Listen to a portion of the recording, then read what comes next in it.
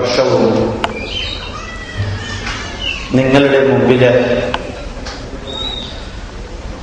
ഇപ്രകാരം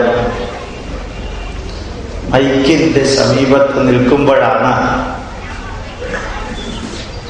ഒരു വയസ്സ് കൂടി കഴിഞ്ഞു, ഒരു വർഷം കൂടി കഴിഞ്ഞു എന്ന് ഞാൻ ഓർമ്മിക്കുന്നത്.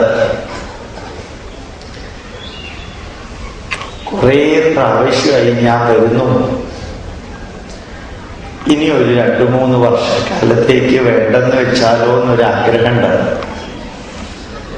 കാരണം കുറേ അധികം പ്രസംഗം കൂടിയാൽ അതിനെന്താ പറയാ, അധിക പ്രസംഗമാവുന്നല്ലേ പറയാ. അപ്പൊ അതുകൊണ്ട് നമ്മുടെ നാടിന്റെ പൈതൃകം അതിതുപോലെയുള്ള സദസ്സിൽ പറയുമ്പോൾ അസാധാരണമായൊരു ഹരമാണ് തോന്നുക. ഈശ്വരന്റെ പാദങ്ങളില് മനസ്സും ശ്രദ്ധയും അർപ്പിച്ച് ഇവിടെ നിന്നൊരു 3-4 മിനിറ്റ് കഴിയുമ്പോൾ ഗോപാലകൃഷ്ണൻ അല്ലാതായി മാറുന്നത് ഗോപാലകൃഷ്ണൻ അറിയുന്നുണ്ട്. ആരുടെയെല്ലാമോ പ്രാർത്ഥനകൾ, എന്തെല്ലാമോ അനുഗ്രഹങ്ങളാകാം. ഏതായാലും സന്തോഷമുണ്ട്, ചാരിതാർത്ഥ്യമുണ്ട്. പരമപവിത്രമായ ഭാരതം എന്നും എന്നും ലോക മനസ്സുകളിൽ നിറഞ്ഞിരിക്കണം. നമ്മുടെ നാടിന് പ്രത്യേകതയുണ്ട്, അനവധി പ്രത്യേകതകളാണ്, അനവധി പ്രത്യേകതകളുണ്ട്. നമുക്ക് ഒരു ധർമ്മഗ്രന്ഥമല്ല ഉള്ളത്, 1280 ധർമ്മഗ്രന്ഥങ്ങളാണ് നമുക്കുള്ളത്. അതിന്റെ കൂട്ടത്തില് സംസ്കൃതത്തിൽ രചിച്ച 10,000 വ്യാഖ്യാനങ്ങൾ നമുക്കുണ്ട്. അതിന്റെ കൂട്ടത്തില് മറ്റു ഭാഷകളിൽ രചിച്ച 1,00,000-ഓളം ഉപാഖ്യാനങ്ങളുണ്ട്. സനാതനധർമ്മത്തിന് മാത്രമേ ഒരു മതഗ്രന്ഥം എന്ന പേരില് ഒരു ഗ്രന്ഥമല്ല, അനവധി ഗ്രന്ഥങ്ങളുള്ളൂ. 1280 പ്ലസ് 10,000 പ്ലസ് 1,00,000 ഗ്രന്ഥങ്ങള്. അതാണ് സനാതനധർമ്മത്തിന്റെ ഭണ്ഡാരം. ഈ ഗ്രന്ഥങ്ങളില് നമ്മൾ ആത്മീയതയും ശാസ്ത്രവും സമന്വയിപ്പിച്ചു. ആധുനികവും പുരാതനമായതും സമന്വയിപ്പിച്ചു. ഇതിനകത്ത് എക്സ്പെരിമെന്റബിൾ നോളജും എക്സ്പീരിയൻസബിൾ നോളജും സമന്വയിപ്പിച്ചു. നമ്മളുടെ ഗ്രന്ഥങ്ങളില് അഡീഷനും ഡെലീഷനും മോഡിഫിക്കേഷനും കറക്ഷനും വരുത്താൻ നമ്മൾ അനുവാദം നൽകിയിരുന്നു. അഡീഷനും ഡെലീഷനും മോഡിഫിക്കേഷനും കറക്ഷനും നമ്മളുടെ ഗ്രന്ഥങ്ങളിൽ വരുത്താൻ ഭാരതീയ ഋഷിവര്യന്മാര് അനുമതി നൽകിയിരുന്നു. നമ്മൾ ഒരിക്കലും പറഞ്ഞിട്ടില്ല നമ്മളുടെ ഗ്രന്ഥം മാത്രമാണ് ശരിയെന്ന്. നമ്മൾ ഒരിക്കലും പറഞ്ഞിട്ടില്ല നമ്മളുടെ ഋഷിവര്യന്മാര് പറഞ്ഞത് മാത്രമാണ് ശരിയെന്ന്. നമ്മളുടെ ശ്രീരാമൻ ഒരിക്കലും പറഞ്ഞിട്ടില്ല ഞാനല്ലാതെ മറ്റൊരു ദൈവം നിനക്ക് ഉണ്ടാവരുതെന്ന്. നമ്മളുടെ ശ്രീകൃഷ്ണൻ ഒരിക്കലും പറഞ്ഞിട്ടില്ല എന്നിലൂടെ മാത്രമേ നിനക്ക് സ്വർഗം കിട്ടുകയുള്ളൂ എന്ന്. നമ്മളുടെ രാഷ്ട്രത്തിലെ ആരും പറഞ്ഞിട്ടില്ല ഇവിടുത്തെ ചിന്താധാരകളെ വിമർശിക്കരുത് എന്ന്. നമ്മളുടെ രാഷ്ട്രത്തില് ഒരു ഗ്രന്ഥം, ഒരു വ്യക്തി, ഒരു കാലഘട്ടത്തിൽ എഴുതിയതല്ല നമ്മൾ എടുത്തിരിക്കുന്നത്. അനവധി ഗ്രന്ഥങ്ങൾ, അനവധി വ്യക്തികള് വ്യത്യസ്ത കാലഘട്ടത്തിൽ എഴുതിയത്. എന്തുകൊണ്ട് സനാതനധർമ്മത്തിന്റെ അനുശാസകര് സ്വീകരിച്ചു? ഉത്തരം ലളിതമാണ്. മാനവരാശിക്ക് ആവശ്യമായ എല്ലാ അറിവുകളും ഒരു പുസ്തകത്തിൽ എഴുതാൻ സാധ്യമല്ല. മാനവരാശിക്ക് ആവശ്യമായ എല്ലാ അറിവുകളും ഒരു വ്യക്തിക്ക് എഴുതാൻ സാധ്യമല്ല. മാനവരാശിക്ക് ആവശ്യമായ എല്ലാ അറിവുകളും ഒരു കാലഘട്ടത്തില് എഴുതി തീർക്കാൻ സാധ്യമല്ല. അതുകൊണ്ട് അനവധി ഗ്രന്ഥങ്ങള്, അനവധി ഋഷിവര്യന്മാര് വ്യത്യസ്ത കാലഘട്ടത്തിൽ എഴുതി. നമ്മളുടെ ധർമ്മത്തിൽ മാത്രം ഒരു പ്രത്യേകതയുണ്ട്. സ്വീകരിക്കാനുള്ള സ്വാതന്ത്ര്യമുണ്ട്, തിരസ്കരിക്കാനുള്ള സ്വാതന്ത്ര്യമുണ്ട്, നിഷേധിക്കാനുള്ള സ്വാതന്ത്ര്യമുണ്ട്, പുച്ഛിക്കാനുള്ള സ്വാതന്ത്ര്യമുണ്ട്. അത് നമ്മുടെ ധർമ്മത്തിൽ മാത്രമേ ഉള്ളൂ. വേദം ഉൾപ്പെടെയുള്ള ഗ്രന്ഥങ്ങളില് നിങ്ങൾക്കൊരു 2 വരി എഴുതി ചേർക്കണമെങ്കിൽ ഒരു വിഷമമില്ല. നിങ്ങൾക്കറിയാം, വാൽമീകി രാമായണം എഴുതി. ആ രാമായണത്തിനെ അതേപോലെയല്ല തുളസീദാസൻ രാമായണമാക്കിയത്. തുളസീദാസ രാമായണം വാൽമീകി രാമായണത്തിൽ നിന്ന് വ്യത്യാസമുണ്ട്. കമ്പർ എഴുതിയ രാമായണം മറ്റ് 2 രാമായണത്തിൽ നിന്ന് വ്യത്യാസമുണ്ട്. എഴുത്തച്ഛൻ എഴുതിയ രാമായണം മറ്റു 3 രാമായണങ്ങളിൽ നിന്ന് വ്യത്യാസമുണ്ട്. എന്താ കാരണം? അഡീഷനും ഡിലീഷനും മോഡിഫിക്കേഷനും കറക്ഷനും പെർമിറ്റഡ് ആയിട്ടുള്ള ലോകത്തിലെ ഒരേ ഒരു ധർമ്മം സനാതന ധർമ്മമാണ്. നമ്മൾ പറഞ്ഞു, ശാസ്ത്രം പ്രമാണം. ശാസ്ത്രീയമായ വീക്ഷണത്തോടു കൂടിയാണ് കാര്യങ്ങൾ വിലയിരുത്തേണ്ടത്. ഇവിടേക്ക് വരുന്നതിന് മുമ്പ് എൻ്റെ അടുത്ത് പലരും പറഞ്ഞു, പറളിക്കാട് ഭാഗവത സത്രത്തിൽ വരുന്നവരെല്ലാം ഭക്തന്മാരാണ്, ഭയങ്കര ഭക്തന്മാരാണ്, ശ്രീകൃഷ്ണൻ പോലും പേടിച്ചു പോകുന്ന ഭക്തന്മാരാണ്. അപ്പൊ പിന്നെ ഭക്തൻ എങ്ങനെയാ ഉയരുക? ഭക്തൻ ഉയരണമെങ്കിൽ ആദ്യം ഭക്തിയുടെ ഇച്ഛാശക്തി ഉണ്ടാവണം. ഭക്തിയുടെ ഇച്ഛാശക്തിയിൽ നിന്ന് അറിവിന്റെ ജ്ഞാനശക്തിയിലേക്ക് ഉയരണം. അറിവിന്റെ ജ്ഞാനശക്തിയിൽ നിന്ന് കർമ്മത്തിന്റെ ക്രിയാശക്തിയിലേക്ക് ഉയരണം. ഇച്ഛാശക്തി, ജ്ഞാനശക്തി, ക്രിയാശക്തി. അതല്ലെങ്കിൽ ഭക്തൻ എവിടെ ഉണ്ടാവും? എപ്പോഴും ഒരേ സ്ഥാനത്ത് ഉണ്ടാവും. കഴിഞ്ഞ വർഷം ഭാഗവത സത്രം കേട്ടു. അതിന്റെ മുമ്പിലത്തെ വർഷം കേട്ടു. അതിന്റെ മുമ്പിലത്തെ വർഷം കേട്ടു. 7 വർഷം ഞാൻ പാർലിക്കാട് ഭാഗവത സത്രം കേൾക്കാറുണ്ട്. എന്താ മാറ്റം വന്നത്? ഒരു മാറ്റവും ഇല്ല. കഴിഞ്ഞ വർഷം എടുത്ത ഡ്രസ്സല്ല ഈ വർഷം എടുത്തത്. അങ്ങനെ ഒരു വ്യത്യാസം മാത്രം.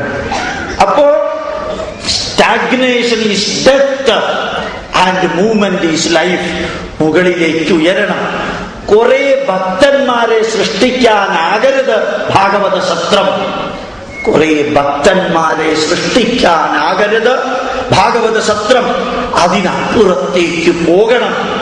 അറിവിന്റെ ഉത്തുംഗ ശൃംഗത്തിലിരുന്നു കൊണ്ട് നേടിയ അറിവ് മറ്റുള്ളവർക്ക് കൊടുത്ത് സനാതന ധർമ്മത്തിന്റെ അത്യുജ്വലമായ പ്രഭ ലോകത്തിലെ 650 കോടി ജനതയ്ക്കും എത്തിക്കാനുള്ള കർമ്മമണ്ഡലത്തിലെ ക്രിയാശക്തി നേടാനായിരിക്കണം ഭാഗവതം കേൾക്കാൻ വരുന്നത്. അതല്ലെങ്കിൽ എന്താ പറ്റുക? 1ാമത്തെ സ്കന്ധം കേട്ടു. പരീക്ഷിത്ത് മഹാരാജാവിന്റെ കാര്യം ആലോചിക്കുമ്പോഴാ KR ഗൗരിയമ്മ പറഞ്ഞ മാതിരി എനിക്ക് വിഷമം തോന്നുന്നത്. പരീക്ഷിത്ത് മഹാരാജാവിനെ കുറിച്ച് നിങ്ങൾ വിഷമിച്ചിട്ട് എന്ത് കാര്യം? 3500 വർഷങ്ങൾക്ക് മുമ്പ് അദ്ദേഹം ഇഹലോകവാസം വെടിഞ്ഞ് പോയി കഴിഞ്ഞു. ഇനി നിങ്ങൾ വിഷമിച്ചുകൊണ്ടിരുന്ന എന്താ കാര്യം? അപ്പോൾ ഇച്ഛാശക്തിയിൽ നിന്ന് ജ്ഞാനശക്തി നേടണം. ജ്ഞാനശക്തിയിൽ നിന്ന് ക്രിയാശക്തി നേടണം. പരമപവിത്രമായ ഭാരതത്തിന്റെ ഉജ്ജ്വലമായ അറിവുകൾ, ശാസ്ത്രം, പ്രമാണം, ശാസ്ത്രീയമായ വീക്ഷണത്തിൽ പഠിക്കണം. അതുപോലെ ആപ്തവാക്യം, പ്രമാണം, ശ്രേഷ്ഠന്മാരായ നല്ല രീതിയിൽ വിവരിക്കാൻ കഴിയുന്നവരുടെ അവരുടെ മാർഗനിർദ്ദേശത്തോടുകൂടി പഠിക്കണം. പ്രത്യക്ഷം പ്രമാണം, ഉജ്ജ്വലമായി കണ്ണുകൊണ്ട് കണ്ട് കേട്ട് മനസ്സിലാക്കിയത് മറ്റുള്ളവർക്ക് പറഞ്ഞു കൊടുക്കാൻ വേണ്ടി അത് നമ്മൾ ജീവിതത്തിൽ പകർത്തണം. അനുമാനം പ്രമാണം. ഓരോ കഥ ഭാഗവതത്തിൽ നിന്ന് കേൾക്കുമ്പോഴും അതിൽ നിന്ന് നമ്മൾ എന്താ പഠിച്ചത്, എന്നിട്ട് നമ്മൾ എത്ര പകർത്തി ജീവിതത്തിൽ, എന്നിട്ട് നമ്മൾ എത്ര ഉയർന്നു, നമ്മളുടെ കൂട്ടത്തിലുള്ളവരെ എത്ര ഉയർത്തി, ഈ ഒരു പ്രക്രിയ നടത്തിയില്ലെങ്കിൽ ഭാഗവത സത്രം അത് ഉദ്ദേശിച്ച ലക്ഷ്യത്തിലേക്ക് എത്തില്ല എന്ന് എനിക്ക് തോന്നുന്നു. ശരിയായിരിക്കണമെന്ന് നിർബന്ധമില്ല. നിരന്തരം വളരണം, ഉയരണം, മറ്റുള്ളവർക്ക് എത്തിക്കണം, ജനങ്ങളെ മാറ്റണം, ഭാരതത്തെ മാറ്റണം, ലോക ജനതയെ മാറ്റണം. അസാധാരണമാം വിധം മാറ്റം ലോകത്തിൽ നടക്കുന്നു. ഇതുപോലെയുള്ള സത്രത്തിന്റെ അടിസ്ഥാനത്തിലാണ് കുറെ അധികം മാറ്റങ്ങൾ ഉണ്ടാവുക. നമ്മളുടെ പൈതൃകത്തെ കുറിച്ച് പഠിക്കണം. സംപൂജ്യനായ സ്വാമിജി നിങ്ങളോട് പറയേണ്ടായി, നമ്മുടെ വേദത്തെ കുറിച്ച് എന്താ വേദം പറയുന്നത്? വളരെ സിമ്പിളാണ്. അസതോമാ സദ്ഗമയ. അർത്ഥം നിങ്ങൾക്കറിയാം, ഇന്ത്യക്കാരായതുകൊണ്ട് അറിയാൻ സാധ്യതയുണ്ടെന്ന് ഞാൻ തെറ്റിദ്ധരിക്കുകയാണ്. അസതോമാ സദ്ഗമയ, തമസോമാ ജ്യോതിർഗമയ, മൃത്യോർമാ അമൃതഗമയ. വേദത്തിന്റെ സന്ദേശമാണ്. സഹനാവവതു സഹനൗ ഭുനക്തു സഹ വീര്യം കരവാവഹൈ തേജസ്വിനാവധീതമസ്തു മാ വിദ്വിഷാവഹൈ. വേദത്തിന്റെ സന്ദേശമാണ്. ആനോ ഭദ്രാഹ കൃതവോ യന്തു വിശ്വതഃ. നന്മ നിറഞ്ഞ ചിന്താധാരകൾ ലോകത്തിലെല്ലായിടത്തു നിന്നും നമ്മളിലേക്ക് വന്നു ചേരണം. ആ ചിന്താധാരകൾ എടുക്കാനുള്ള ഒരു മാനസികാവസ്ഥ നമുക്കുണ്ടാകണം. ലോകാ സമസ്താ സുഖിനോ ഭവന്തു പറയണമെങ്കിൽ അത് പറയാനുള്ള യോഗ്യതയിലേക്ക് നമ്മൾ ഉയരണം. ഇത് വേദങ്ങളുടെ സന്ദേശം, ബ്രാഹ്മണ ഗ്രന്ഥങ്ങളുടെ സന്ദേശം മുഴുവനും കർമ്മയോഗമാണ്. ബ്രാഹ്മണ ഗ്രന്ഥങ്ങളില് അതിഗംഭീരമായിട്ടുള്ള യജ്ഞകർമ്മങ്ങള് ബ്രാഹ്മണങ്ങളിൽ നമുക്ക് വേണ്ടി വിവരിക്കുന്നു. ആരണ്യകങ്ങളില് നിങ്ങൾ വാനപ്രസ്ഥം സ്വീകരിച്ചാൽ, നിങ്ങളുടെ കാര്യമല്ല, നിങ്ങൾ സ്വീകരിക്കില്ലെന്ന് എനിക്ക് ഉറപ്പുണ്ട്. വാനപ്രസ്ഥം സ്വീകരിച്ചാൽ അവിടെ ചെയ്യാനുള്ള കർമ്മത്തെ കുറിച്ച് ആരണ്യകങ്ങൾ വിവരിക്കുന്നു. ആത്യന്തികമായ ഉപനിഷത്തുക്കള് പ്രപഞ്ച സത്യത്തെ കുറിച്ച് നമ്മളോട് വിവരിക്കുന്നു. ചിലപ്പോ ചിലർക്ക് ജ്ഞാനയോഗം കൂടാറുണ്ട്, ഡ്യൂപ്ലിക്കേറ്റ് ജ്ഞാനയോഗം. ഭഗവത്ഗീതയിൽ കൃഷ്ണൻ പറയാറുണ്ട്, നഹി സന്യാസനാദേവ സിദ്ധിം സമധിഗച്ഛതി. സന്യാസിയായതുകൊണ്ട് സിദ്ധി കിട്ടണമെന്നില്ല. നമ്മൾ പലപ്പോഴും കൃഷ്ണ എന്റെ കാര്യമൊക്കെ നോക്കിക്കോളണം കേട്ടോ എന്ന് പറയുമ്പോ അതിൽ അന്തർലീനമായിരിക്കുന്ന ഒരു കാര്യമുണ്ട്. കൃഷ്ണന് വേറെ ഒരു പണിയില്ല, എന്റെ കാര്യം നോക്കലാ കൃഷ്ണന്റെ ഉത്തരവാദിത്വം. അങ്ങനെ ധരിച്ചേക്കരുത്. നിങ്ങൾ കൃഷ്ണന്റെ ലിസ്റ്റിൽ പെടാൻ യോഗ്യതയുള്ളവരാണോ എന്നൊന്ന് നോക്കുക. ഇവിടെ നിന്ന് അങ്ങോട്ട് നോക്കുമ്പോ എനിക്ക് സംശയമുണ്ട്. ഏതായാലും ആ ലിസ്റ്റിൽ പെടാൻ യോഗ്യത ഉള്ളവരാണെങ്കിൽ നമുക്ക് പ്രാപഞ്ചിക സത്യത്തെ കുറിച്ച് മനസ്സിലാക്കാൻ സാധിക്കുള്ളൂ. ഉപനിഷത്തിലെ വരികള് അത് ഭഗവത്ഗീതയിൽ മറ്റൊരു രീതിയിൽ വിവരിക്കുന്നു. അതിന്റെ ഉജ്ജ്വലമായ മറ്റൊരവതരണം ഭാഗവതത്തിൽ നമുക്ക് കാണാൻ സാധിക്കും. ഇപ്പൊ ഉപനിഷത്തുക്കൾ പഠിക്കുമ്പോ പലരും ഇപ്പൊ മിക്സ്ഡാണ്. ഒരു വശത്ത് ഭാഗവതം, ഒരു വശത്ത് ഭാഗവത സത്രത്തിൽ 12:30-ക്കും 1:30-ക്കും നടക്കുന്ന കാര്യം, അതിനുശേഷം ഉപനിഷത്ത്. ഇങ്ങനെ പലതും കൂടി മിക്സ് ചെയ്താ നമ്മൾ ജീവിക്കുക. എന്നിട്ട് നമ്മൾ ധരിക്കുന്നു നമ്മൾ ഉപനിഷത്തിന്റെ ലെവലിലാണെന്ന്. ഉപനിഷത്തിന്റെ ലെവലിലാണെന്ന് ധരിക്കുമ്പോ പറ്റുന്ന അബദ്ധം എന്താ അറിയോ? ഹോട്ടലിൽ ചെന്ന് ഭക്ഷണം കഴിച്ച് നല്ല പുട്ടും കടലയൊക്കെ കഴിച്ച് കാഷ്യറുടെ മുമ്പിൽ വന്ന് അഹം ബ്രഹ്മാസ്മി എന്ന് പറഞ്ഞാൽ താത്വികമായിട്ട് തെറ്റില്ല. അപ്പൊ കാഷ്യർ എന്ത് പറയും?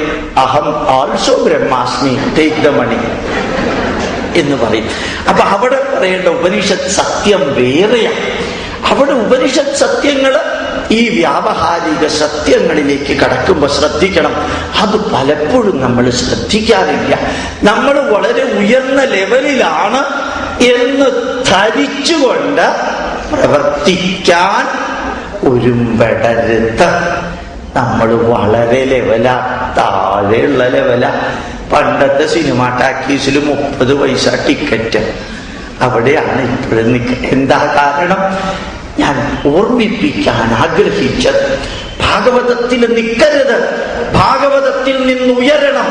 ഉയർന്നുയർന്നു പോകുമ്പോൾ എപ്പോഴാണോ നിങ്ങൾക്ക് തോന്നുന്നത് ഈ ഭാരതീയ പൈതൃകത്തിന്റെ അറിവുകൾ വേദത്തിൽ നിന്ന് നേടണം, കുറച്ചെങ്കിലും ബ്രാഹ്മണ ഗ്രന്ഥങ്ങളിൽ നിന്ന് നേടണം, അറ്റ്ലീസ്റ്റ് 1%, ആരണ്യക ഗ്രന്ഥങ്ങളിൽ നിന്ന് നേടണം, ഉപനിഷത്തുക്കൾ പഠിക്കണം. ഇതൊക്കെ പഠിക്കുമ്പോൾ നമുക്ക് മനസ്സിലാവും നമ്മൾ ഒന്നും അല്ല എന്ന്. ആ മനസ്സിലാകലാണ് യഥാർത്ഥത്തിലുള്ള അറിവ്. അറിയേണ്ടതെല്ലാം അറിയാൻ ബുദ്ധിമുട്ടാണെന്ന് അറിയുമ്പോഴാണ് അറിവ് തുടങ്ങുന്നത്. അറിയേണ്ടതെല്ലാം അറിയാൻ ബുദ്ധിമുട്ടാണെന്ന് അറിയുമ്പോഴാണ് ആ അറിവ് നേടണമെന്നുള്ളതിന്റെ തുടക്കം കുറിക്കുന്നത്. അല്ലാതെ അറിവെത്തില്ല. മറ്റെല്ലാം നമ്മൾ കേൾക്കുന്നത് കഥകളായി അവസാനിക്കും. ഏതുപോലെ മാതാ അമൃതാനന്ദമയ്യോട് ഒരാള് ചോദിച്ചു, ഈ ഭാഗവതത്തിലെ കഥകളൊക്കെ കേട്ടിട്ട് എന്താ പ്രയോജനം അമ്മേ? അമ്മ പറഞ്ഞു, മക്കളെ, അത് കഥകൾ പറഞ്ഞിരിക്കുന്നത് സന്ദേശം എത്തിക്കാനാണ് മക്കളെ. നോക്ക, ദൂരെ ഒരു മാവ് നിൽക്കുന്നു, ആ മാവിൽ നിറച്ചും മാമ്പഴമുണ്ട്. അമ്മ വിരല് ചൂണ്ടിക്കൊണ്ട് ആ മാവില് മാമ്പഴമുണ്ട് എന്ന് അമ്മ പറയുന്നത് കേട്ട് മക്കൾ അമ്മയുടെ വിരലിൽ കയറി പിടിച്ചാൽ മാമ്പഴം കിട്ടുമോ മക്കളെ എന്ന് അമ്മ ചോദിച്ചു. അത് സത്യം, അതാണ് ട്രൂത്ത്, അതാണ് ഫാക്ട്, അതാണ് essence. When you are pointing out something towards something else, don't hold that pointed finger. You have to look into the other end, take the message, analyze it, digest it, evaluate it, understand it, then assimilate it, try to give to others. മറ്റുള്ളവർക്ക് കൊടുക്കാൻ സാധിക്കുന്നില്ല. അതാണ് ഭാഗവതത്തിന്റെ സന്ദേശമാകേണ്ടത്.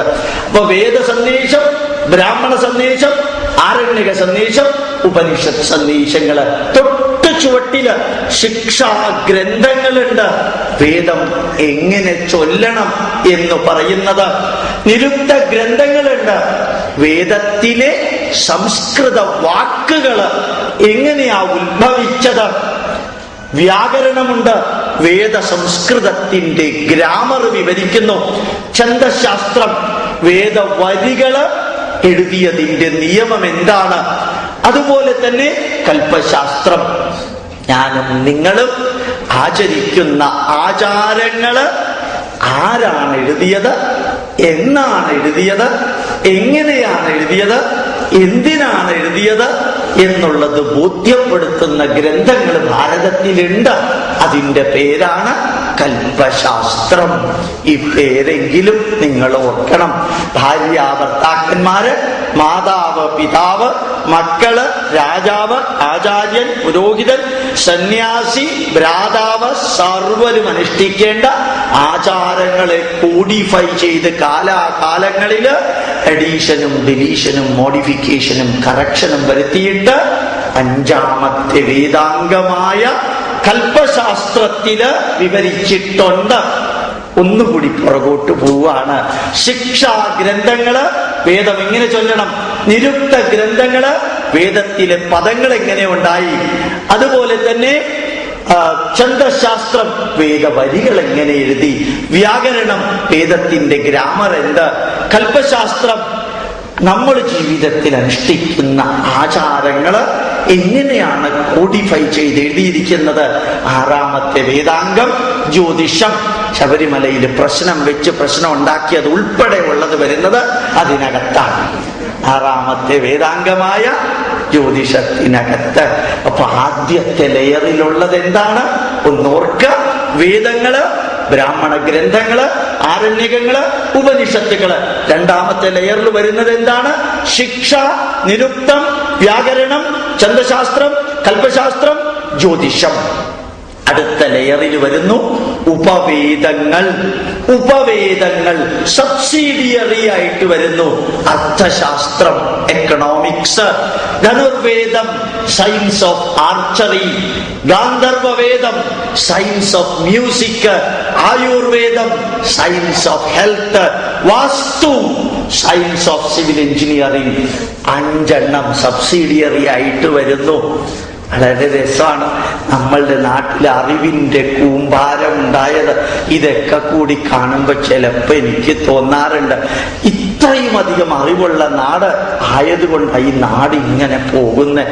അതല്ലെങ്കിൽ ഈ നാട് ഇങ്ങനെയൊന്നും പോവില്ല. എത്ര രാഷ്ട്രീയ പാർട്ടിക്കാര്, ഒരാൾക്ക് തന്നെ ഒരു ദിവസം 2 അഭിപ്രായം, അങ്ങനെ പലതും ഉണ്ടായിട്ട്.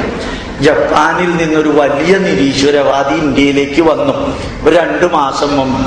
വലിയ ജപ്പാനിലെ നിരീശ്വരവാദിയാണ് അയാൾ. ഇന്ത്യയിൽ വന്ന് 17 ദിവസം അയാള് ഇന്ത്യ മുഴുവനും കറങ്ങി. തിരിച്ച് ജപ്പാനിൽ ചെന്നപ്പോൾ അയാൾ ഈശ്വര വിശ്വാസിയായി. അയാള് നേരെ അവിടെ ബുദ്ധമത ക്ഷേത്രങ്ങളിലൊക്കെ പോയി തൊഴാൻ തുടങ്ങി. അപ്പൊ അവിടെയുള്ള നിരീശ്വരവാദികൾക്കൊക്കെ അത്ഭുതമായി. ഇയാൾ ഇവിടെ നിന്ന് പോയപ്പോ വലിയ നിരീശ്വരവാദിയായിരുന്നു. തിരിച്ചു വന്നപ്പോ എങ്ങനെയാ ഇത്ര ഈശ്വര വിശ്വാസിയായത്? അയാളുടെ അടുത്ത് എന്ന് ജപ്പാൻകാർ ചോദിച്ചു, നിങ്ങൾ ഹരിദ്വാറിൽ പോയോ, ഋഷികേശിൽ പോയോ, പത്മനാഭസ്വാമി ക്ഷേത്രത്തിൽ പോയോ, എവിടെയൊക്കെ പോയി എന്ന് ചോദിച്ചു. അയാൾ പറഞ്ഞു, ഞാൻ ഒരു സ്ഥലത്തും പോയില്ല, ഞാൻ ഇന്ത്യ മൊത്തം കറങ്ങി. എന്നിട്ട് നിങ്ങൾ എന്തുകൊണ്ടാണ് ഈശ്വര വിശ്വാസിയായത്? ആ നാട് പോകുന്ന പോക്ക് കാണുമ്പോൾ ഈശ്വരനുണ്ടെന്ന് എനിക്ക് ഉറപ്പിച്ച് മനസ്സിലായി. കാരണം ഈ 105 കോടി ജനങ്ങള് ഒരാൾക്ക് ഒരു വെത്തും പിടിയില്ല. ബോംബെ ചെന്നപ്പോഴത്തേക്കും ട്രെയിനിൽ നിന്ന് ഇറങ്ങുന്നവരെ കണ്ടപ്പോ ഞാൻ ഞെട്ടിപ്പോയി. ടോക്കിയോയിലുള്ള മൊത്തം ജനത വീട്ടി ടെർമിനസിലുണ്ട്. അവർ ഒരു പ്രോബ്ലം ഇല്ലാണ്ട് ട്രെയിൻ കയറുന്നു, ട്രെയിനിൽ ഇറങ്ങുന്നു. അതേ ട്രെയിനിൽ തന്നെ കൊട്ടയും കൊണ്ടുപോകുന്നു, മത്സ്യവും കൊണ്ടുപോകുന്നു, വാഴക്കയും കൊണ്ടുപോകുന്നു. ആർക്കും ഒരു പ്രശ്നവും ഇല്ല. ഇവിടെ പോലീസുകാരും ഇല്ല, ഒന്നുമില്ല. ന രാജ്യം ന രാജാസീത് ന ദണ്ഡ്യോ ന ച ദണ്ഡിനഃ ധർമ്മേണ ഇവ പ്രജാ സർവേ രക്ഷന്തി സ്മ പരസ്പരം. ഭീഷ്മര് ധർമ്മപുത്രരോട് പറഞ്ഞ ആദ്യത്തെ വരി അതായത്, ന രാജ്യം, ഇവിടെ രാജ്യമില്ല. ന രാജാസി, രാജാവ് പണ്ടേ ഇല്ല ഇവിടെ. ന ദണ്ഡ്യോ, ശിക്ഷിക്കപ്പെടേണ്ടവരില്ല. ന ച ദണ്ഡിനഃ, ശിക്ഷ സ്വീകരിക്കേണ്ടവരില്ല. ധർമ്മേണ ഏവ സർവേ പ്രജാഹ, എല്ലാ പ്രജകളും ധർമ്മം കൊണ്ട് തന്നെ രക്ഷന്തി സ്മ പരസ്പരം, പരസ്പരം രക്ഷിച്ചുകൊണ്ടിരിക്കുന്ന നാട് കണ്ടപ്പോ ഈശ്വരനുണ്ടെന്ന് എനിക്ക് ഉറപ്പായി എന്ന് പറഞ്ഞിട്ട് അയാൾ അമ്പലത്തിലേക്കും പള്ളിയിലേക്കും ബുദ്ധവിഹാരങ്ങളിലേക്കും പോകാൻ തുടങ്ങിയത്. അപ്പൊ നമ്മളുടെ നാടിന്റെ അറിവ്, ആ ജ്ഞാനശക്തി, യജ്ഞശക്തി, കർമ്മശക്തി, പുണ്യശക്തി ഈ നാടിനെ നിരന്തരം നിയന്ത്രിക്കുന്നുണ്ട് അകത്തു നിന്നുള്ള ചൈതന്യം കൊണ്ട്. അതുകൊണ്ട് നമ്മളുടെ വേദങ്ങൾ നോക്കുക. എക്കണോമിക്സ്, ലോകത്തിലെ ഏതെങ്കിലും മതത്തിന് എക്കണോമിക്സ് എന്ന് പറയുന്ന ഒരു ആത്മീയ ഗ്രന്ഥമുണ്ടോ? ഇവിടെ അതുണ്ട്. Economics, Arthashastra. ധനുർവേദം, science of archery, യുദ്ധം ചെയ്യാനുള്ളത്. വേദത്തിന്റെ ഉപവേദം ഗാന്ധർവവേദം, സംഗീതത്തിന്റെ പരമകാഷ്ഠയിലെത്തുന്ന ഉപവേദം. അതുപോലെ തന്നെ ആയുർവേദം, പ്യുവർലി സ്പിരിച്വൽ അഥർവവേദത്തിന്റെ ഉപവേദമായിട്ട്. പ്ലസ് ലാസ്റ്റ് വൺ വാസ്തുവിദ്യ, അതല്ലെങ്കിൽ സ്ഥാപത്യവേദം. അപ്പൊ നമ്മള് 3 ലൈനാണ് ഇപ്പൊ പഠിച്ചത്. ഇതൊരു ക്ലാസ് ആണ്, പ്രഭാഷണമല്ല കേട്ടോ. വേദങ്ങള്, ബ്രാഹ്മണങ്ങള്, ആരണ്യകങ്ങള്, ഉപനിഷത്തുക്കള്, ശിക്ഷ, നിരുക്തം, വ്യാകരണം, ഛന്ദശാസ്ത്രം, കൽപ്പശാസ്ത്രം, ജ്യോതിഷം. 3ാമത്തെ ലെയർ ഉപവേദങ്ങള്.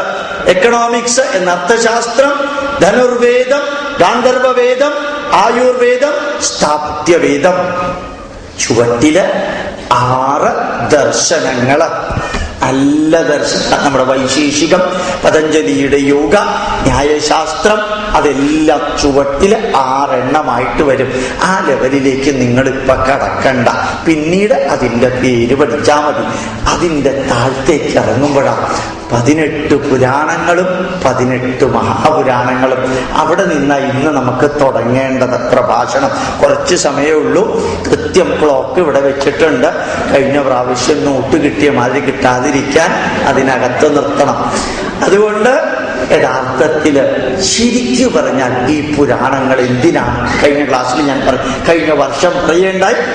ഹരിയാന ജില്ലയില് ഹരിയാന സ്റ്റേറ്റില് നീമസാർ ജില്ലയില് ഓപ്പൺ യൂണിവേഴ്സിറ്റി ആയ നൈമിഷാരണ്യത്തില് സൂത മഹർഷി വൈസ് ചാൻസലർ ശൗനകാദി മഹർഷിമാർക്ക് ചോദിക്കുന്ന ചോദ്യങ്ങൾക്ക് വിവരിച്ചു കൊടുക്കുന്ന വരികളാണ് പുരാണങ്ങൾ. ഈ പുരാണങ്ങൾ മൊത്തം ചോദ്യ ഉത്തര രൂപത്തിലാണ്. പുരാണങ്ങള് ബൈബിള് പോലെയല്ല, ഖുറാനും പോലെയല്ല. എന്താ കാരണം? ഒരാള് മറ്റേയാൾക്ക് തുടർച്ചയായിട്ട് പറഞ്ഞു കൊടുക്കുന്നതല്ല. മറിച്ച് എന്താ, പല ചോദ്യങ്ങള്, ആ ചോദ്യങ്ങള് കഴിയുമ്പോൾ വേറെ ചില ചോദ്യങ്ങൾ വരും, അത് കഴിയുമ്പോൾ വേറെ ചില ചോദ്യങ്ങൾ വരും. ചോദ്യങ്ങൾ മാറുന്നതനുസരിച്ച് അതിനുള്ള ഉത്തരങ്ങൾ മാറുമ്പോൾ ഭാഗവതം പോലെയുള്ള ഗ്രന്ഥത്തില് 11 സ്കന്ധത്തില് ശ്രദ്ധിക്കാതെ ഭാഗവതം വായിച്ചാൽ നമുക്ക് തോന്നും ഇതിലെന്തൊക്കെയാ പറയുന്നത്. നമുക്ക് തോന്നാൻ സാധ്യതയില്ല. കാരണം ഭക്തിയോടുകൂടി കേൾക്കുമ്പോൾ ഒന്നും തോന്നില്ല. അറിവിന് വേണ്ടി കേൾക്കുമ്പോഴാണ് നമുക്ക് തോന്നുക ഇതെന്താ ഇത് കഴിഞ്ഞിട്ട് ഇത് വന്നത്. ഇത് വളരെ പ്രത്യേകതയായിട്ട് മനസ്സിലാക്കണം. ഭാഗവതം ഉൾപ്പെടെ 18 പുരാണങ്ങള്, ചുവട്ടില് ഒരു 18 ഉപപുരാണങ്ങള്. ഈ പുരാണങ്ങൾ എന്തിനാ എഴുതിയത്? വളരെ കൃത്യമായ ലക്ഷ്യബോധത്തോടു കൂടിയാണ് എഴുതിയത്. സാധാരണക്കാരിൽ സാധാരണക്കാർക്ക് അറിവ് സിമ്പിളായിട്ട് പറഞ്ഞു കൊടുക്കാം, ഏറ്റവും എളുപ്പത്തിൽ പറഞ്ഞു കൊടുക്കാം. അത് കേട്ട് കഴിഞ്ഞാൽ വീട്ടിൽ ചെന്നിരുന്ന് ആലോചിച്ച് ഇതാണ് അതിൻ്റെ സന്ദേശം എന്ന് മനസ്സിലാക്കാൻ നമുക്ക് സാധിക്കണം. ഭാഗവതത്തിന്റെ പ്രത്യേകത എന്താണ്? ഭാഗവതത്തിന് മാത്രം ഒരു പ്രത്യേകതയുണ്ട്, ഓർമ്മിക്കാൻ ശ്രമിക്കുക. രാമായണത്തിന്റെ പ്രത്യേകത എന്താണ്? മഹാഭാരതത്തിന്റെ പ്രത്യേകത എന്താണ്? അതുപോലൊരു പ്രത്യേകത ഭാഗവതത്തിനുണ്ട്. എന്താ പ്രത്യേകത? രാമായണം ഉണ്ടായത് ആരെ കൊണ്ടാണ്? ആര് കാരണമാണ് രാമായണം ഉണ്ടായത്? നിങ്ങളോട് ആരോട് ചോദിച്ചാലും നിങ്ങൾ ഉറപ്പിച്ചു പറയും വാൽമീകി കാരണമാണ്. അല്ലാന്ന് ഞാൻ പറയണില്ല, അത് ശരിയാ. പക്ഷെ ഏറ്റവും വലിയൊരു ശരി അതിനകത്ത് അന്തർലീനമായിട്ടുണ്ട്. എന്താ? രാമായണം എന്ന ഗ്രന്ഥം ഉണ്ടാകാൻ കാരണം മന്ദരയാണ്. എഗ്രി ചെയ്യൂ എന്റെ കൂട്ടത്തില്? എഗ്രി ചെയ്താലും ഇല്ലെങ്കിലും ഇവിടുത്തെ ലൈറ്റ് എന്റെ മുഖത്തേക്ക് അടിക്കുന്നതുകൊണ്ട് നിങ്ങളുടെ മുഖത്തെ എക്സ്പ്രഷൻ എനിക്ക് കാണാൻ സാധ്യമല്ല. അപ്പൊ അതുകൊണ്ട് ഈ മന്ദര ഇല്ലായിരുന്നെങ്കിൽ രാമായണം ഇല്ല. എന്താ കാരണം? തലേ ദിവസം വരെ കൈകേയി ദശരഥനോട് പറഞ്ഞു, you go ahead for the coronation of Rama, I do not have any objection. ഇംഗ്ലീഷിലല്ല പറഞ്ഞത്, സംസ്കൃതത്തിലാണ്. അതായത് ധൈര്യമായിട്ട് ശ്രീരാമന്റെ പട്ടാഭിഷേകത്തിന് വേണ്ടതെല്ലാം ചെയ്തുകൊണ്ട് മുമ്പോട്ട് പോവുക. അങ്ങനെ പറഞ്ഞത് അടുത്ത ദിവസവും കൈകേയി ആവർത്തിച്ചിരുന്നു എന്ന് വിചാരിക്കുക. എന്താ സംഭവിക്കുക? ശ്രീരാമന്റെ പട്ടാഭിഷേകം നടക്കും. എന്നിട്ട് എന്ത് സംഭവിക്കും? ശ്രീരാമൻ ഭരിക്കും. എന്നിട്ട് എന്ത് സംഭവിക്കും? 1 വർഷം കഴിയുമ്പോൾ ശ്രീരാമന്റെ മന്ത്രിസഭയുടെ 1-ാം വാർഷികം. 5 വർഷം കഴിയുമ്പോൾ ശ്രീരാമന്റെ മന്ത്രിസഭയുടെ 5-ാം വാർഷികം. 10 വർഷം കഴിയുമ്പോൾ ശ്രീരാമന്റെ മന്ത്രിസഭയുടെ 10-ാം വാർഷികം. അന്ന് ഇലക്ഷൻ ഇല്ല. അതുകൊണ്ട് ഈ 5 വർഷം കൂടുമ്പോഴത്തേക്കും LDF മാറി UDF ആവില്ല. അവിടെ ശ്രീരാമൻ തന്നെ ഉള്ളൂ. അപ്പൊ 25 വർഷം കഴിയുമ്പോൾ ശ്രീരാമന്റെ മന്ത്രിസഭയുടെ സിൽവർ ജൂബിലി, 50 വർഷം കഴിയുമ്പോൾ ശ്രീരാമന്റെ മന്ത്രിസഭയുടെ ഡയമണ്ട് ജൂബിലി, അല്ല ഗോൾഡൻ ജൂബിലി, പിന്നെ ഡയമണ്ട് ജൂബിലി. അപ്പൊ ശ്രീരാമന് ഏതാണ്ട് ഒരു 80-82 വയസ്സായിട്ടുണ്ടാവും. അപ്പൊ പിന്നെ മാതൃഭൂമിയുടെ 8-ാമത്തെ പേജിൽ വരും, വാർദ്ധക്യ സഹജമായ രോഗം കൊണ്ട് ശ്രീരാമൻ ഇഹലോകവാസം വെടിഞ്ഞു. ഇപ്പൊ ഞാൻ പറഞ്ഞതെല്ലാം കൂടി ചേർത്ത് എഴുതിയ രാമായണം എത്ര പേജ് ഉണ്ടാവും? എത്ര പേജ് ഉണ്ടാവും? വെറുതെ ചിന്തിക്കാം. അതായത് തമാശ രൂപത്തിലാണ് അവതരിപ്പിച്ചതെങ്കിലും വെറുതെ ഒന്ന് ചിന്തിച്ചു നോക്കാം. ആ മന്ദര എന്ന നെഗറ്റീവ് ഉണ്ടായിരുന്നത് കൊണ്ട് മാത്രമാണ് രാമായണത്തിന്റെ ദിശ മാറി 14 വർഷം കാട്ടിൽ പോയി രാവണ നിഗ്രഹം കഴിഞ്ഞ് എല്ലാവർക്കും മോക്ഷം കൊടുത്ത് ശ്രീരാമൻ തിരിച്ചു വന്ന് അവതാര ഉദ്ദേശം പൂർത്തിയാക്കിയത്. രാമായണം ഉത്ഭവിച്ചത് ഒരു നെഗറ്റീവിൽ നിന്നാണ്. മഹാഭാരതം ഉത്ഭവിച്ചത് 1,25,000 ശ്ലോകങ്ങളുള്ള മഹാഭാരതം ഉത്ഭവിച്ചത് ഒരു നെഗറ്റീവിൽ നിന്നാണ്. ചിന്തിക്കാൻ നിങ്ങൾ ശ്രമിച്ചു കഴിഞ്ഞാൽ ഒരു ബുദ്ധിമുട്ടും ഇല്ലാതെ കിട്ടും. നമ്മുടെ പാണ്ഡവരും കൗരവരും ചൂത് കളിക്കാം. ആ ശകുനി അവിടെ ഉണ്ടായിരുന്നില്ല എന്ന് വിചാരിക്കാം. അപ്പൊ കൗരവരെ ശരിക്കും ഭംഗിയായിട്ട് ചൂത് കളിക്കും. കുറച്ച് കഴിയുമ്പോൾ പാണ്ഡവർ ജയിക്കും. പാണ്ഡവർ ജയിച്ച എന്താ സംഭവിക്കുക? ഹസ്തിനപുരത്തിലെ രാജാവായിരിക്കും ധർമ്മപുത്രര്. ഒരു ദിവസം കഴിയുമ്പോൾ ധർമ്മപുത്രരുടെ മന്ത്രിസഭയുടെ 1-ാം ദിവസം, 1-ാം വാർഷികം, 10-ാം വാർഷികം, 25, 50, കുറച്ച് കഴിയുമ്പോഴത്തേക്കും ധർമ്മപുത്രര് വാർദ്ധക്യ സഹജമായ രോഗം കൊണ്ട് അങ്ങേരും കൃഷ്ണാരാമ ഗോവിന്ദ. 1,25,000 ശ്ലോകമുള്ള മഹാഭാരതം, ഇലിയഡ് ആൻഡ് ഒഡീസി ഒരുമിച്ച് ചേർത്ത് അതിന്റെ 8 ഇരട്ടിയുള്ള മഹാഭാരതം ഉണ്ടായത് ശകുനി മാമ ഉള്ളത് കൊണ്ടാണ്. ശകുനി ഇല്ലായിരുന്നെങ്കിൽ ഇത് ഉണ്ടാവില്ല. ഇതൊന്ന് എക്സ്ട്രാപ്പുലേറ്റ് ചെയ്യാം ഭാഗവതത്തിലേക്ക്. നിങ്ങൾ ഇത്രയും കാലം ഭാഗവതം കേൾക്കുകയാണല്ലോ. ഇവിടെ ഒരു നെഗറ്റീവ് അല്ലേ ഭാഗവതം ഉണ്ടാകാൻ കാരണം? ഈ പരീക്ഷിത് മഹാരാജാവ്, അഭിമന്യുവിന്റെ പുത്രൻ, പരീക്ഷണത്തിലൂടെ മരണം കഴിഞ്ഞ് ജയിച്ചവൻ, വില്ലാളി വീരനായ പരീക്ഷിത് മഹാരാജാവ്, നല്ല ധർമ്മബോധമുള്ള, പരീക്ഷത്തിനെ പോലെ ധർമ്മബോധമുള്ള ഒരു വ്യക്തിയെയും നിങ്ങൾക്ക് നമ്മുടെ കഥാപാത്രങ്ങളിൽ കാണാൻ സാധ്യമല്ല. ഒരബദ്ധം പറ്റി. എന്താ പറ്റിയത്? ഒരു ചത്ത പാമ്പിനെ എടുത്ത് ശമീകന്റെ കഴുത്തിലിട്ടു. വിനാശകാലേ വിപരീത ബുദ്ധി. ഞാൻ പറയുന്നത് അങ്ങേരത് ചെയ്തത് ശരിയേ? അങ്ങേരത് ചെയ്തതിൽ നിങ്ങൾക്ക് ആർക്കെങ്കിലും എതിരഭിപ്രായമുണ്ടോ? ഉണ്ടെങ്കിൽ ഇപ്പൊ മാറിയിട്ടുണ്ടാവും. എന്താ കാരണം? അങ്ങേരത് ചെയ്തില്ലായിരുന്നെങ്കിൽ പരീക്ഷത്തിന്റെ മന്ത്രിസഭയുടെ 30ാം വാർഷികം 40ാം വാർഷികം പരീക്ഷിത്തു അതേപോലെ ഇവിടെ ഭാഗവതം ഇല്ല. പക്ഷെ അത് ശമീകന്റെ കഴുത്തില് ആ നെഗറ്റീവ് ധർമ്മബോധമുള്ള വ്യക്തി ചെയ്തു. അവിടെ ഒരു ഷോക്ക് ട്രീറ്റ്മെന്റ്. ഗവിജാതൻ പരീക്ഷത്തിനെ ശപിച്ചു. ശപിച്ചതിനെ കുറിച്ച് നിങ്ങൾ ചിന്തിച്ചിട്ടുണ്ടോ? എന്താ ശാപം? നല്ല രസം തോന്നി എനിക്ക്. ഈ ശാപം എന്തായിരുന്നു? നിങ്ങൾക്ക് എല്ലാവർക്കും ഡേറ്റ് ഓഫ് ബർത്ത് അറിയാം ഇല്ലേ? നിങ്ങളുടെ ഡേറ്റ് ഓഫ് ബർത്ത് എല്ലാവർക്കും അറിയാം. ഡേറ്റ് ഓഫ് ഡെത്ത് അറിയോ? ദൈവാനുഗ്രഹം കൊണ്ട് അറിയില്ല. അതും കൂടി കയ്യിൽ ഇങ്ങോട്ട് എഴുതി തന്നിരുന്നെങ്കിൽ MLA മാരും MP മാരും ആകാൻ ഒരൊറ്റ വ്യക്തിയെ കിട്ടില്ലായിരുന്നു. അതായത് ഡി ഓഫ് ബി അറിയാം, ഡി ഓഫ് ബി അറിഞ്ഞൂടാ, ഡേറ്റ് ഓഫ് ഡെത്ത് അറിഞ്ഞൂടാ. ഇവിടെ ഭാഗവതത്തിൽ എന്താ സംഭവിച്ചത്? ഡി ഓഫ് ബി പറഞ്ഞു കൊടുത്തു. വേറെ ഒന്നും സംഭവിച്ചില്ല. പരീക്ഷത്തിന്റെ അടുത്ത് ഗവിജാതൻ പറഞ്ഞു, ഇനി 7 ദിവസവും കൂടി 178 മണിക്കൂറും കൂടി ആയുസ്സുള്ളൂ എന്ന് പറഞ്ഞു. എത്ര മണിക്കൂർ? 178 മണിക്കൂറും കൂടിയേ ഇനി ആയുസ്സുള്ളൂ. അത് കഴിഞ്ഞാൽ ഒന്നില്ലെങ്കിൽ ചത്തുപോകും, അല്ലെങ്കിൽ മരിച്ചുപോകും എന്ന് പരീക്ഷത്തിനോട് പറഞ്ഞു. അപ്പൊ ഭാഗവതം ഉണ്ടാവാൻ കാരണം ഡേറ്റ് ഓഫ് ഡെത്ത് ഓർമ്മിപ്പിച്ചു. നിങ്ങൾക്ക് എല്ലാവർക്കും ഡേറ്റ് ഓഫ് ഡെത്ത് ഉണ്ട്. ദൈവാനുഗ്രഹം കണ്ട് ഓർമ്മിപ്പിച്ചിട്ടില്ല. ഒരു കാര്യം ഉറപ്പ്, അടുത്ത നൂറ്റാണ്ടില് ഈ ദിവസം പറളിക്കാട് ഭാഗവത സത്രത്തില് എന്റെ മുമ്പിൽ ഇരിക്കുന്നവരില് ഒരുവൻ പോലും ഉണ്ടാവില്ല.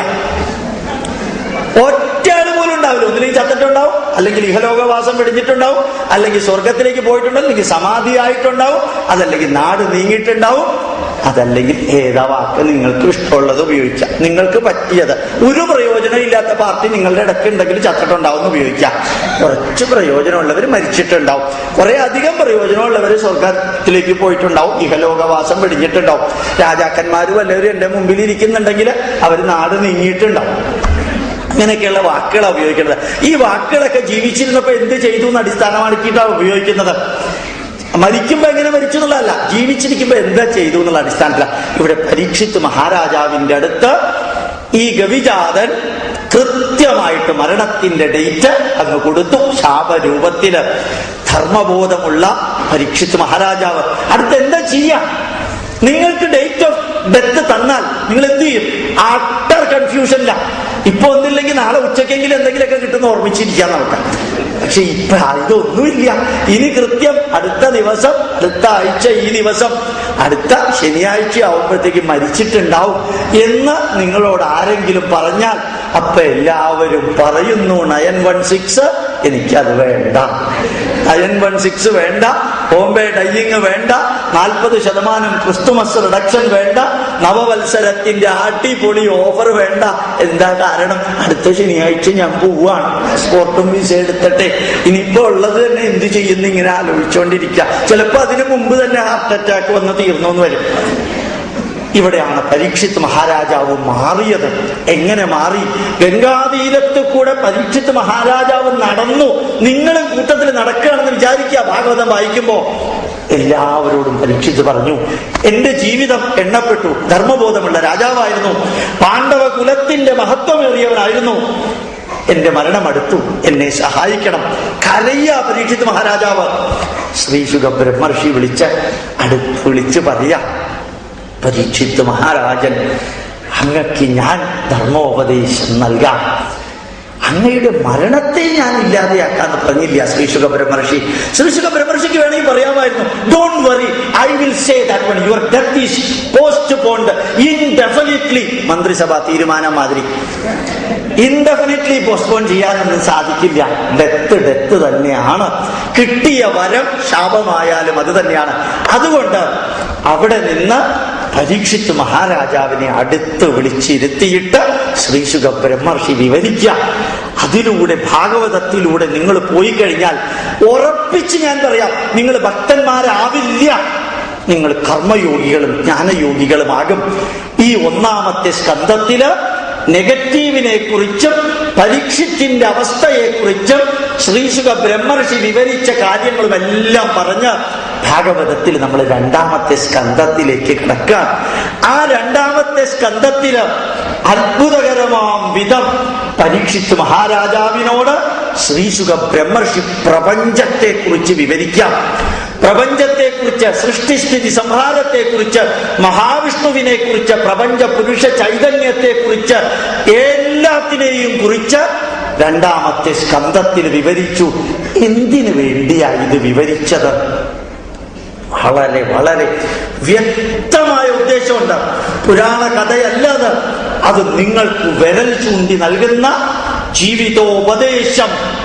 പണ്ട് ഞാൻ സെയിന്റ് ആൽബർട്ട്സ് കോളേജിൽ പഠിപ്പിച്ചുകൊണ്ടിരിക്കുമ്പോ അവിടെ ഒരു പള്ളിയിലച്ഛനുണ്ട്, അഗസ്റ്റിൻ കുന്നുള്ളി എന്നാണ് അദ്ദേഹത്തിന്റെ പേര്. ഇപ്പൊ അദ്ദേഹം കർത്താവില് നിദ്ര പ്രാപിച്ചു, ഇപ്പൊ ഇല്ല. അപ്പൊ അഗസ്റ്റിൻ കുന്നുള്ളി ഒരു ദിവസം വന്ന് ഇങ്ങനെ ക്ലാസ് എടുക്കും, എത്തിക്സും മോറൽ സയൻസും. അദ്ദേഹം ഒരു ദിവസം ഇങ്ങനെ ക്ലാസ്സിൽ വന്ന് പറഞ്ഞു, you are living in a big universe. വലിയൊരു യൂണിവേഴ്സിലാണ് നിങ്ങൾ. Billions and billions of galaxies അതിനകത്ത്. എന്നിട്ട് ഇംഗ്ലീഷിലാ, and that you are coming down to one galaxy, and from one galaxy it has got billions and billions of solar system. English മനസ്സിലാക്കാൻ ബുദ്ധിമുട്ടുണ്ട്. ദശകോടിക്കണക്കിന് ഗാലക്സികളുള്ള പ്രപഞ്ചം, അതിനകത്ത് നിന്ന് ഒരു ഗാലക്സി എടുത്തു.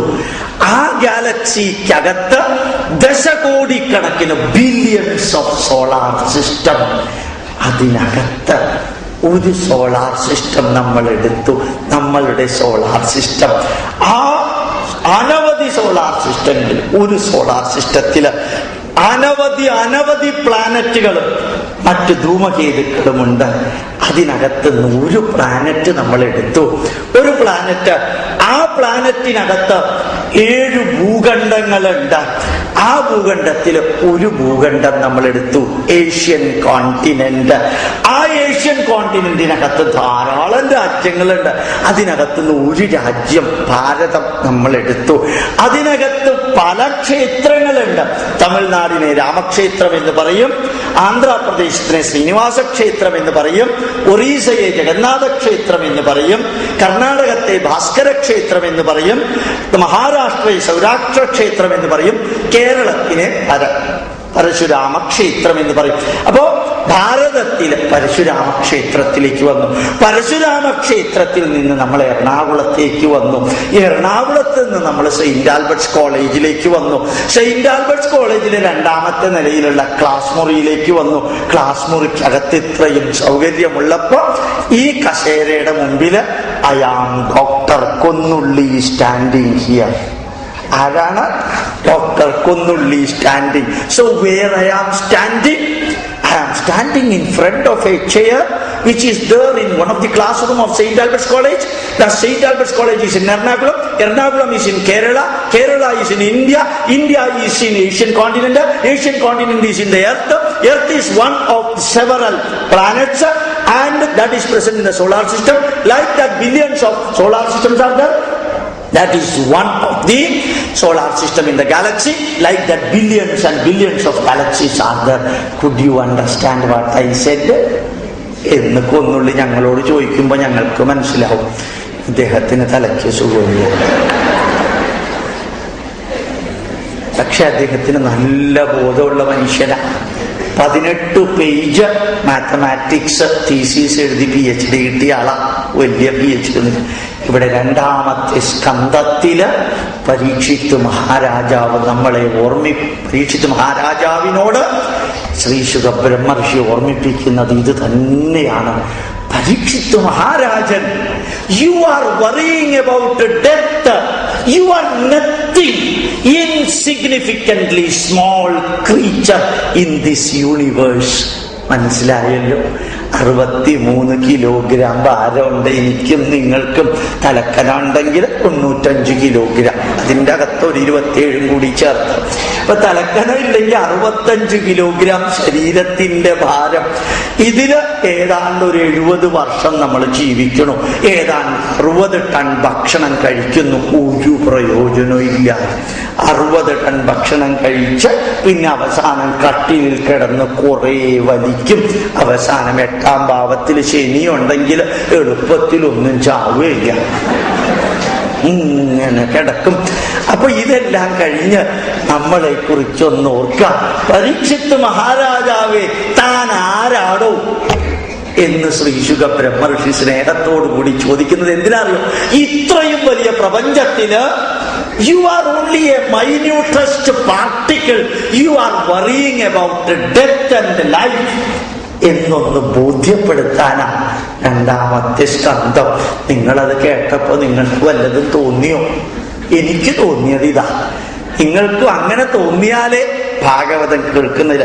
അതായത് പ്രപഞ്ച പുരുഷ ചൈതന്യം, മഹാവിഷ്ണുവിനെ കുറിച്ച്, ഈശ്വര സങ്കല്പത്തെ കുറിച്ച്, അവയർനെസിനെ കുറിച്ച് റോബർട്ട് ഹോയൽ എന്ന ശാസ്ത്രജ്ഞൻ പ്രപഞ്ചത്തെ എങ്ങനെയാണോ വിവരിച്ചിരിക്കുന്നത് അതേപോലെ ആത്യഗംഭീര ശാസ്ത്രത്തിലാണ് 2ാം അധ്യായത്തില് ഭംഗിയായിട്ട് ഉജ്ജ്വലമായിട്ട് ഈ ശ്രീശുക ബ്രഹ്മർഷി ഭാഗവതം വിവരിക്കുന്നത്. അപ്പോ പരീക്ഷിത്തിതൊക്കെ കേട്ട് കഴിഞ്ഞപ്പോ പരീക്ഷിത്തിനൊരു സംശയം. ഈ പ്രപഞ്ചത്തെ കുറിച്ചൊക്കെ നിങ്ങൾ പറഞ്ഞത് ഞാൻ കേട്ടു. ഇപ്പൊ എന്റെ പ്രോബ്ലം എന്താ? ഞാൻ മരിക്കാൻ പോവാണ്. എന്റെ മനസ്സിലതാണ്. ഇനിയിപ്പോ മരിക്കുന്നവരെ കുറിച്ചും മരിച്ചവരെ കുറിച്ചും വല്ലതും നിങ്ങൾക്ക് പറയാൻ പറ്റുമോ?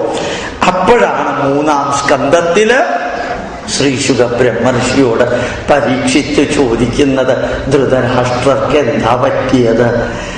അതുപോലെ തന്നെ ഗാന്ധാരിക്ക് എന്താ പറ്റിയത്? ശ്രീശുക ബ്രഹ്മർഷി ഏറ്റവും ഭക്തനായ ഉദ്ധവൻ എന്താ പറ്റിയത്? അതുപോലെ തന്നെ ഭീഷ്മർക്ക് എന്താ പറ്റിയത്? ദ്രോണാചാര്യർക്ക് എന്താ പറ്റിയത്? വിതുരൻ എന്താ പറ്റിയത് എന്ന് ചോദിച്ചു. ശ്രീശുക ബ്രഹ്മർഷി പ്രപഞ്ചത്തെ കുറിച്ച് പറയുമ്പോഴാണ് കണ്ണ് കാണാത്ത ധൃതരാഷ്ട്രർ, കണ്ണിന്റെ കാഴ്ച വേണ്ടെന്ന് വെച്ച് പാതിവൃത്യത്തിന്റെ പരമകാഷ്ഠയിലിരിക്കുന്ന ഗാന്ധാരി, ഭക്തന്മാരിൽ ഏറ്റവും ഉജ്ജ്വലനായ ഉദ്ധവൻ, മന്ത്രിയുടെ ബുദ്ധിയിൽ ഏറ്റവും വൈഭവമുള്ള വിതുരൻ, ഇവരെ കുറിച്ചുള്ള ചോദ്യം യഥാർത്ഥത്തിൽ പരീക്ഷിച്ച് ചോദിക്കുന്നത് വ്യത്യസ്ത കാറ്റഗറിയിൽപ്പെട്ട 10 പേരുടെ ലൈഫ് ഹിസ്റ്ററി അവിടെ ചോദിക്കുന്നത്. കാരണം ഒരേ തരത്തിലുള്ള 2 പേരുടെ പേര് പരീക്ഷിച്ച് ചോദിച്ചിട്ടില്ല. 10 തരത്തിലുള്ളവരുടെ പേര്. അവർക്ക് എന്തു പറ്റി? കാരണം അവരൊക്കെ മരിച്ചിട്ടുണ്ടാവും. പക്ഷെ അവരെങ്ങനെയാ മരിച്ചത്? ഒരാൾ ബുദ്ധിമാൻ, ഒരാൾ ഭക്തൻ, ഒരാൾ രാജാവ്, ഒരാൾ പാതിവൃത്യമുള്ളവൻ. ഇവരെല്ലാമാണല്ലോ എന്റെ പൂർവ്വ പിതാമഹന്മാര്. അവർക്ക് എന്തു പറ്റി? കൃത്യമായിട്ട് ശ്രീശുക ബ്രഹ്മർഷി എന്താ ചെയ്തറിയോ? അത് ശരി, ഞാൻ വിവരിക്കുന്നതിനിടയ്ക്ക് നീ വ്യത്യസ്തമായ വഴിയിൽ കൂടെ പോകാൻ ആഗ്രഹിക്കുന്നു അല്ലേ? നിന്നെ ഞാൻ എന്റെ വരച്ച വരയിൽ കൂടെ തന്നെ കൊണ്ടുവരാം. എന്തു പറഞ്ഞു ശ്രീശുക ബ്രഹ്മർഷി? ധൃതരാഷ്ട്രര് കൃഷ്ണന്റെ ഉപദേശം അനുസരിച്ച് കാട്ടിൽ പോയി. ഗാന്ധാരിയും കാട്ടിൽ പോയി. ഹേ പരീക്ഷിത്ത് മഹാരാജാവേ, ഉദ്ധവരും അതുപോലെ തന്നെ വിതുരനും കഴിഞ്ഞ കാലത്തെക്കുറിച്ച് ആലോചിച്ചിങ്ങനെ ദുഃഖിച്ചിരുന്നു. കുറേ ഭൂതകാല സ്മരണകളൊക്കെ ഇറക്കി. അത് കഴിഞ്ഞ് കഥയിലേക്ക് കടന്നില്ല ശ്രീശുക ബ്രഹ്മർഷി. ശ്രീശുക ബ്രഹ്മർഷി എന്ത് പറഞ്ഞു? നേരെ വിതുരനിലേക്ക് കടന്നു. വിതുരൻ ബുദ്ധിമാനാണ്. മറ്റുള്ളവരുടെ കഥ അവിടെ പറഞ്ഞ് അവസാനിപ്പിച്ച വിതുരൻ നേരെ മൈത്രേയന്റെ അടുത്തേക്ക് പോയി എന്ന് പറഞ്ഞു. എന്താ മൈത്രേയന്റെ അടുത്തേക്ക് പോയി എന്ന് പറയാൻ കാരണം, ഈ ശ്രീശുക ബ്രഹ്മർഷി എന്താണോ പറയുന്നത് അതിന്റെ കണ്ടിന്യൂവേഷനാണ് മൈത്രേയൻ പറയുന്നത്. അപ്പൊ നേരെ നേരെ പരീക്ഷത്തിനെ മൈത്രേയന്റെയും വിതുരന്റെയും അടുത്തേക്ക് കൊണ്ടുവന്നു. ഭാഗവതം വായിച്ചിട്ടുണ്ടാവുമല്ലോ അല്ലേ നിങ്ങൾ? ഞാൻ വലുതായിട്ടൊന്നും വായിച്ചിട്ടില്ല. എനിക്ക് വല്ല തെറ്റും പറ്റിക്കഴിഞ്ഞു കഴിഞ്ഞാല് നിങ്ങൾ തിരുത്തിക്കൂടെ കണ്ടെത്താൻ. ചിലപ്പോ ചില പേരൊക്കെ മാറിയെന്ന് വരും. പേര് മാറിയെന്ന് വെച്ചിട്ട് വലിയ പ്രശ്നമൊന്നും വരാൻ പോണില്ല. How it is said, don't worry about it. Where it is said, don't worry about it. And when it is said, don't worry about it. What it is said, think about that only. About where, when, and who, whom, how. അതൊന്നും important അല്ല. Important what is said, അത് മാത്രമാണ് important. അപ്പൊ അവിടെ മൈത്രേയനുമായിട്ട് വിതുരൻ ഭംഗിയായിട്ടങ്ങ് ചർച്ച ചെയ്യാം. അപ്പൊ ഈ മൈത്രേയ മഹർഷി പ്രപഞ്ചത്തിന്റെ എല്ലാ രൂപത്തെക്കുറിച്ചും വീണ്ടും വിവരിക്കാം. ആദ്യം ആരായിരുന്നു വിവരിച്ചത്? ശ്രീശുക ബ്രഹ്മർഷി. അവിടെ നിന്ന് എങ്ങോട്ടാണ് പരീക്ഷത്ത് വലിച്ചു കൊണ്ടുപോയത്? ഈ പാണ്ഡവന്റെ ചരിത്രത്തിലേക്ക്. അവരെങ്ങനെയാണ് ഈ ശ്രീശുക ബ്രഹ്മർഷി തിരിച്ചു കൊണ്ടുവന്നത്? വിതുരനും മൈത്രേയനും തമ്മിലുള്ള ചർച്ചയിലൂടെ തിരിച്ചു കൊണ്ടുവന്നു. എന്നിട്ട് മൈത്രേയൻ ഭംഗിയായിട്ട് കുറെ കാര്യങ്ങൾ പറഞ്ഞ് മൈത്രേയൻ ഒരു സ്ഥലത്ത് വന്ന് അവസാനിപ്പിച്ചപ്പോൾ സ്വയംഭുവ മനുവും കർദമ മഹർഷിയും തമ്മിലുള്ള ചർച്ചയിലേക്ക് പോയി ഭാഗവതം. കർദമ മഹർഷി ഭയങ്കര കപ്പാസിറ്റി ഉള്ള എഞ്ചിനീയറാ. സ്വയംഭുവ മനു ആരാണ്? എന്റെ ബന്ധു അല്ല എന്ന് മാത്രമേ എനിക്കറിയുള്ളൂ.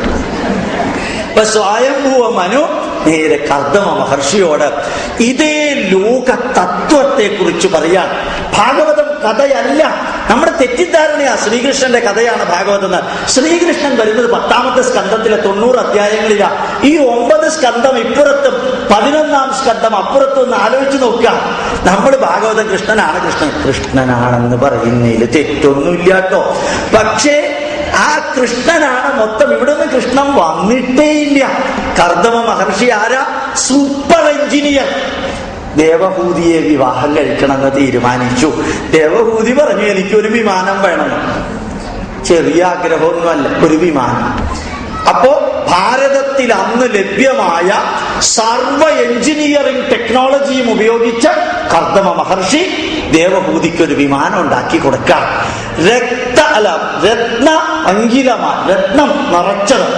ശരിക്കും ഭാരതത്തിന്റെ ശാസ്ത്ര പാരമ്പര്യം അറിയണമെങ്കിൽ കർദമ മഹർഷി ദേവഹൂതിക്ക് ഉണ്ടാക്കി കൊടുത്ത വിമാനത്തിന്റെ ഡിസ്ക്രിപ്ഷൻ ഒന്ന് നമ്മൾ അറിയണം. ദേവഹൂതി എന്ന് പറയുന്ന അമ്മച്ചി ഏത് പാർട്ടിയാ? അസാധാരണ കപ്പാസിറ്റി ഉള്ളവരാ, നല്ല ഫിലോസഫറാണ്. ഇപ്പൊ കർദമ മഹർഷിയും ദേവഹൂതിയും തമ്മിലൊരു ഡിസ്കഷൻ ഉണ്ട്. ഫിലോസഫിയെ കുറിച്ച് ഡിസ്കഷൻ, അതിഗംഭീര ഡിസ്കഷനാണ്.